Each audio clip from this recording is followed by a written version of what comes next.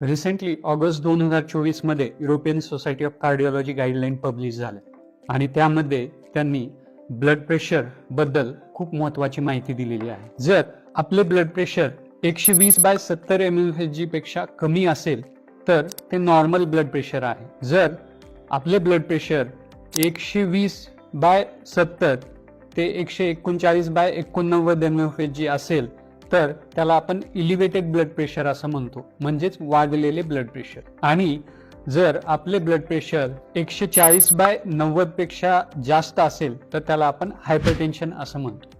तर या elevated blood pressure ग्रुपमधल्या लोकांसाठी मेडिसिन स्टार्ट करण्याची गरज नाहीये, पण त्यांना ॲग्रेसिव्ह लाईफस्टाईल मॉडिफिकेशन म्हणजेच सकस आहार घेणे, नियमित व्यायाम करणे आणि तुमचे दुसरे रिस्क फॅक्टर कंट्रोलमध्ये ठेवणे खूप गरजेचे आहे. तर हायपरटेन्शन ग्रुपमधल्या पेशंटसाठी तुरंत किंवा लवकरच आपल्याला ब्लड प्रेशर कंट्रोल करणारी औषधी चालू करावी लागते.